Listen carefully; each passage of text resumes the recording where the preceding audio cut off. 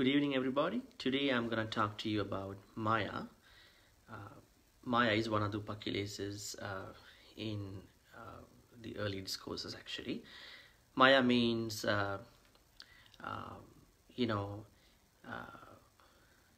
trying to actually conceal one's unskillful activities, actually. Now, when it comes to the Buddhist discourses, what we see is that there are 10 unskillful activities. For example, there are 3 for the body, like killing, stealing, and misbehaving.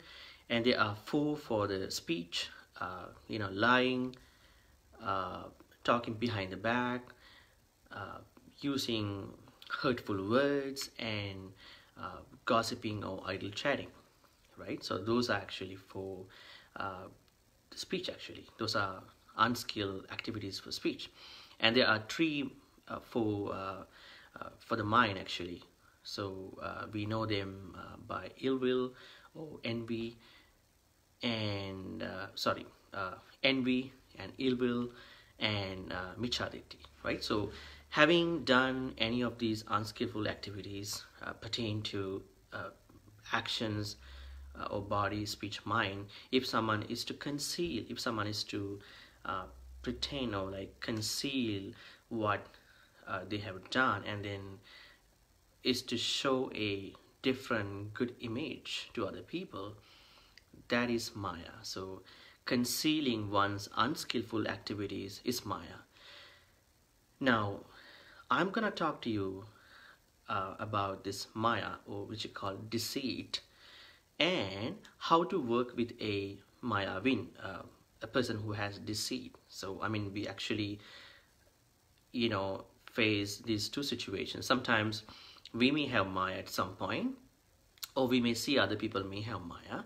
So if we really want to actually get rid of our māyā, whether we have this issue which we call concealing our own unskilled activities towards other people, or we work with a person who is deceitful, that we know that this person is really deceitful and who's trying to take advantage of us, so we should know a better way of cooperating with these people on different levels, right? So we shouldn't be vulnerable to anybody that way. I mean, unless you have a positive point of view to be vulnerable to someone that you really like, okay? So I would say māyā, as I mentioned at the beginning of this short talk, is deceit. I would actually introduce this, upakilases, one of the upakilases, in different ways, actually. One is deceit, maybe pretense or faking, concealing, hiding, covering your true nature of, unskillful activities. So that's māyā, okay? So if you take a look at why people are into māyā or concealing one's own unskillful activities, we would perhaps know there are different reasons that they may have.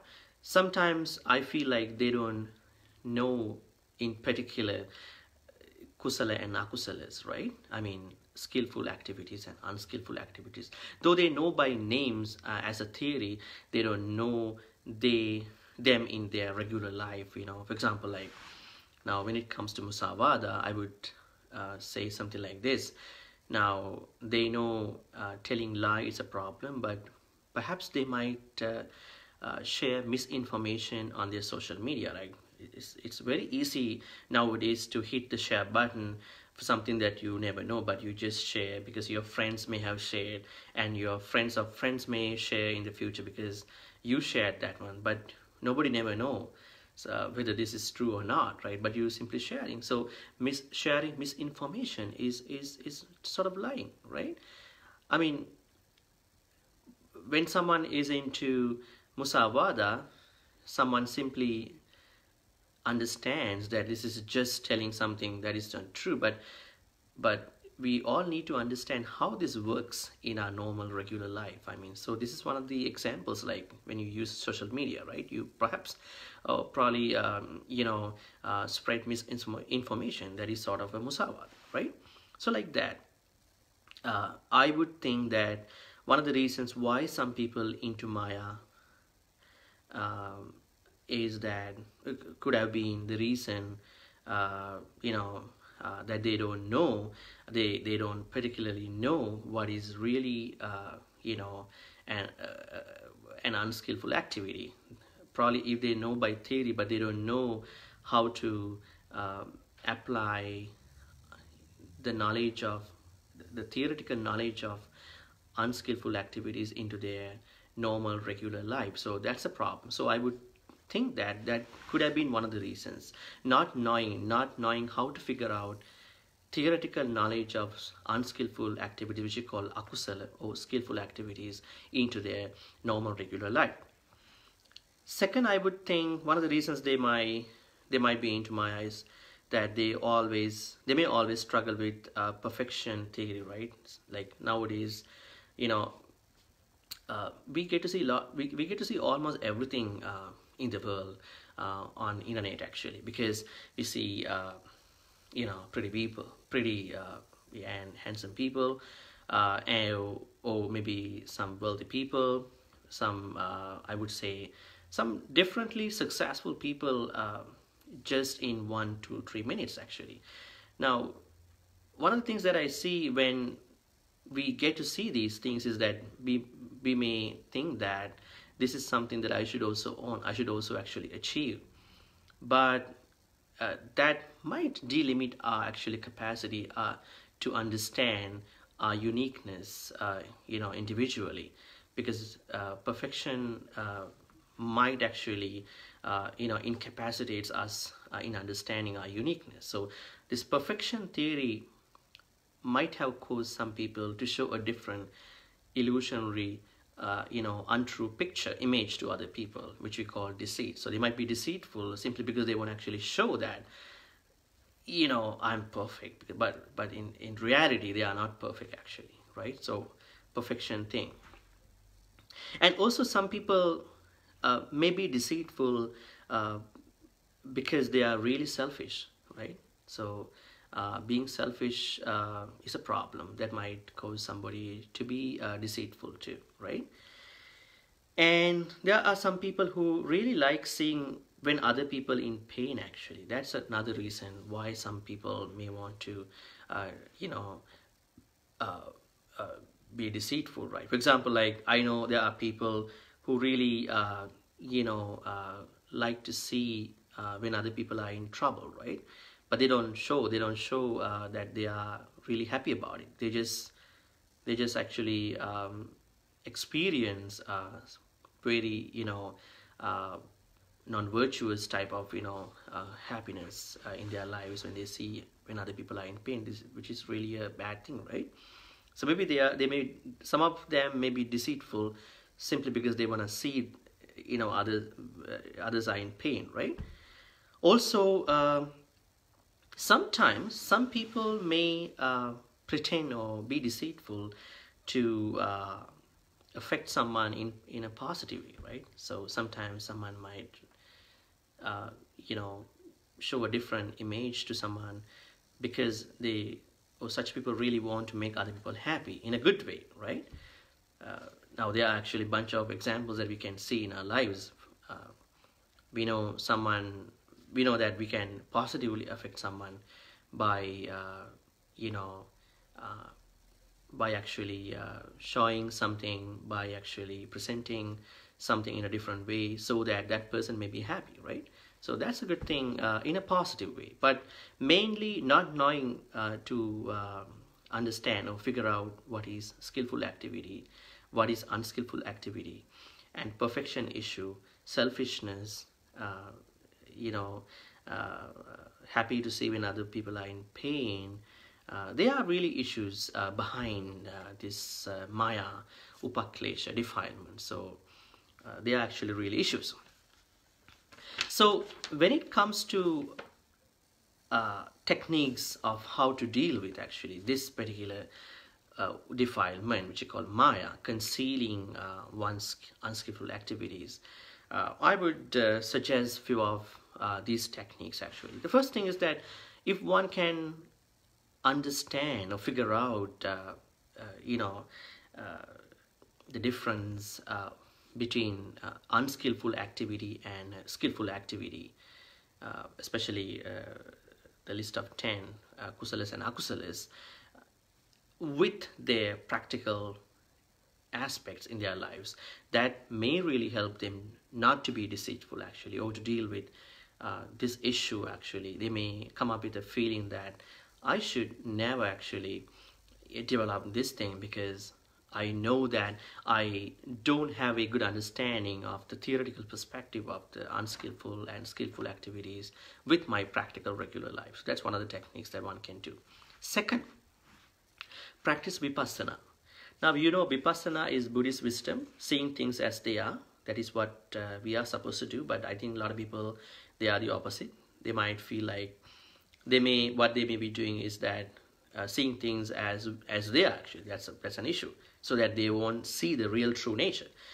Now, why do I suggest vipassana in order to get over this māyā, or concealing one's unskillful activities? That when you are into vipassana at all times, then you perhaps can see that this perfection thing, this theory, or whatever this social norm, may not apply to you all the time, because you understand your uniqueness, your true potentials, things that you may have largely ignored in your life. So that's something which could really help you. I mean, this vipassana, to understand who you are, and then why you should not worry about this perfection. Because I always think we are perfectly imperfect, right, at some point. But this does not actually discourage anybody who wants to do the best in the exams, who want actually to well in their whatever the things. But if someone thinks that I should be perfect all the time of everything, I don't think that would not happen the way that they think all the time. So that might kind of like make them really frustrated at the end of whatever such thoughts, right? So one thing that you can get over with this vipassana is the perfection thing, which causes someone into māyā, or being deceitful. And the other thing is that if someone is always into a mentality to see the pain of other people badly, that may have been an issue of their life, of not being into vipassana. Because if you are into vipassana, you never want to actually see pain of other people, right? Because we always actually wish everybody to be well and happy, everybody to be successful, right? So such thinking will really be coming up when you are into vipassana, because you are not distracted, you are not struggle actually, you are not troubled too, right? And also remorse actually. Now, Buddha says all the time, before we making happen any action, any word, any thought, we need to rethink about, revisit about the consistency or the context of those actions, words and thought. Because if you figure out beforehand this particular action, this particular speech, this particular thought will bring you a lot of suffering, a lot of trouble, issues, if you are really wise, then you probably would have not made that happen. But a lot of people, they don't look at this side. They simply make happen whatever their thoughts, whatever their speeches, whatever words, whatever their actions. So if you can figure out what could be the impending upcoming results of any action, any thought, any words, so that you will not be into remorse or regret. So now, if a person who has a lot of deceit, which you call māyā, concealing of their unskillful activities, if they know that this nature will bring them a lot of suffering, a lot of remorse, a lot of regret, they would not have done, they would not have behaved in a way that they are showing a fake self actually. So that's something else. So when you look at this remorseful side of that untrue nature of this presentation of deceit, one could actually get over this actually this deceitful nature too. So once again, I would suggest we all or anybody who is struggling with this issue is to figure out the difference and the true nature of unskillful and skillful activities, not even at the theoretical level, but also bringing that to your practical regular life. Second, try to use vipassana at all times when it comes to perfection and unnecessary feelings of looking at other people pain and stuff. And then try to look at remorse or regret of being